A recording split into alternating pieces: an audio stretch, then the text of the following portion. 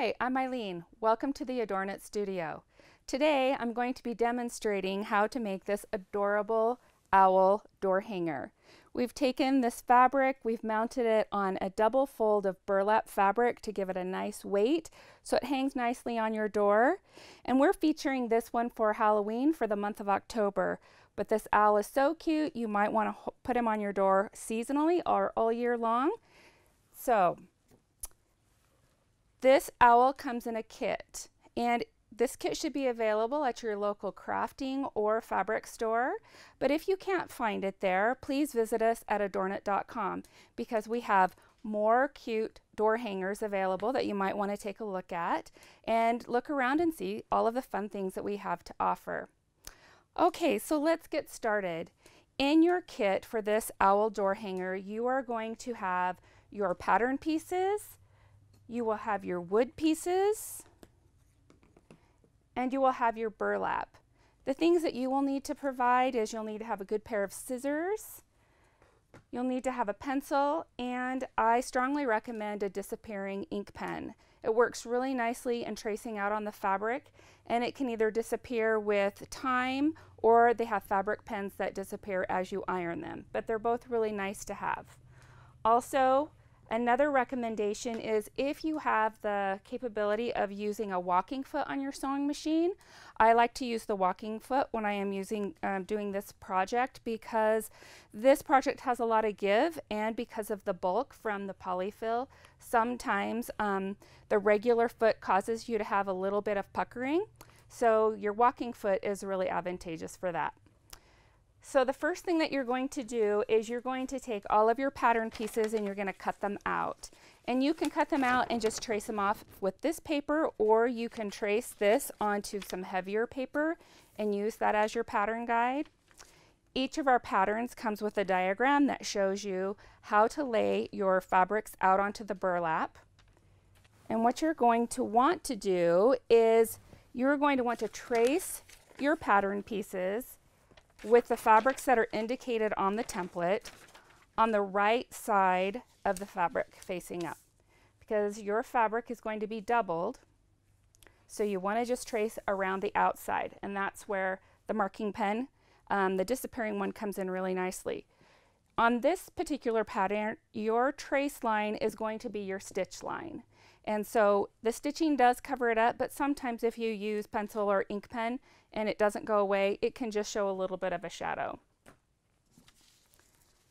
After you have taken your pattern pieces and you have them traced out, you're going to want to use some high loft polyfill, which is what we use here. I like it because it's a little bit thicker and it gives a little bit more of a puffier look to the project. And I like it because it just gives that dimension. So you're just going to take your batting, place it in between, sandwich it in between your fabrics. And then you're going to take either straight pins or safety pins and securely pin it onto all of the layers so that when you take it to your machine, you can get a nice stitch around and you won't have any fabrics that are tucked under or not included in that. The next step after you get your pattern pieces taken care of are you going to want to prepare your eyes, and these are these fun little starry eyes that we have on the owl face. And this is a product called Heat and Bond Light, which we are using in several parts of this pattern. And if you've never used it before, it's a really easy product to use. You will take your pattern piece and trace it out onto the paper side. There's a paper side and then there's a little bit of a rough side. This is where the adhesive is, and so you trace around on your pattern just with a pencil, and it just goes all the way around. Then take this piece of Heat and Bond Light, and you will want to press it to the back side of your fabric. Press it to the back side of your fabric using a non-steam iron, and you're only going to want to put pressure and heat on it for about 5 seconds, but look at the instructions on your Heat and Bond and it will tell you specifically for that either brand or what they like you to do. After you've done that, You will peel the paper off after you've cut out directly onto the trace line, and you have your piece like this.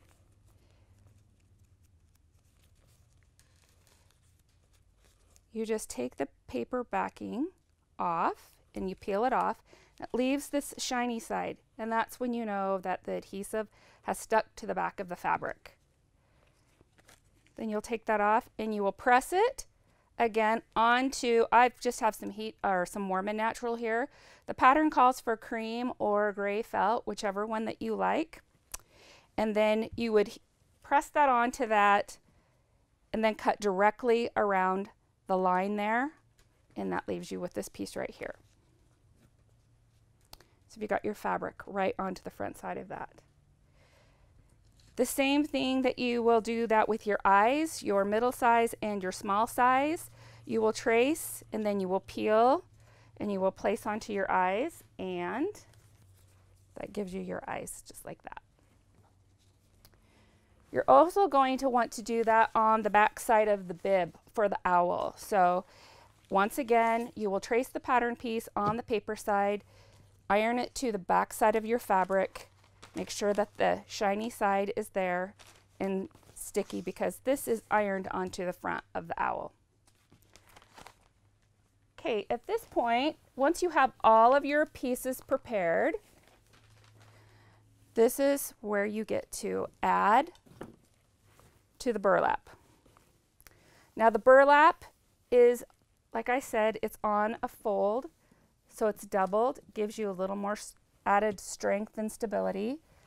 The burlap likes to give, and so that's another reason to pin your pieces down really securely so that they don't move around too much. And then you will just use your pattern guide like this, and you will be able to assemble your pieces. Now before this goes onto the burlap, you're going to take the back side off of this. You'll want to line it up towards the top, and then just take a running top stitch and go around the bottom of that owl bib. I'll lift that up there. You can see that we just adhered that right there to the bottom of that. Start building your owl. The nice thing with the fabric being the same on both sides is that with your wings, you just turn one over so that you have that mirrored effect.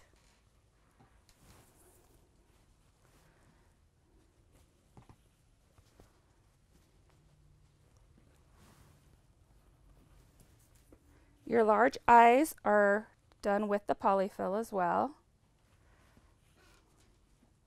And as you can see, as you build all of these pieces and lay them on, it turns this little cute guy into this darling owl. Once you have secured this and you have taken it to your machine, you're going to want to take a straight stitch and just in various places go around the outside perimeter of these shapes.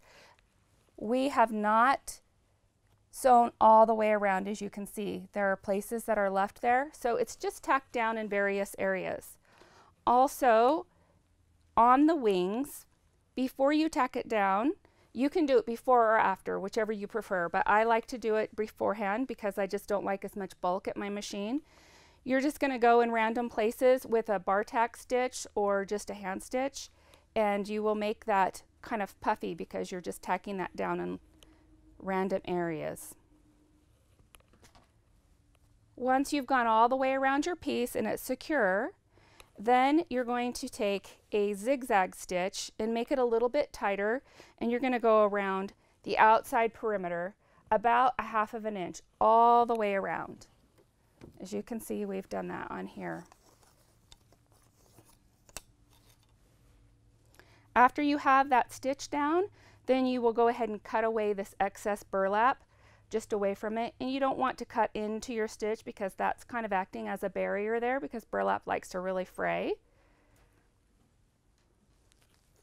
After you have that all securely on there and you've stitched this and you've cut around, then your piece is going to look like this.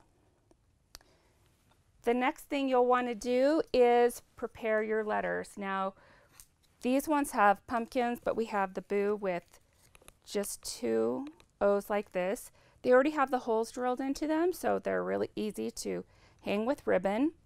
We have other letters also. If you're interested in doing something all year long, like we have hello, we have happy, we have several other letters that you can choose from that will also come with the pre-drilled holes. So there again, visit us at ADORNit.com and see what we have available for that. And then you're going to want to get something from your yard. I just picked these up from my yard, just kind of a fun shape branch. And then you can tie your words with the ribbon that is included in your kit onto here. The last thing that you will do is either with some excess fabric or with some wire or something that you have, just make a small looped type of thing on the back so that you can hang it on your door.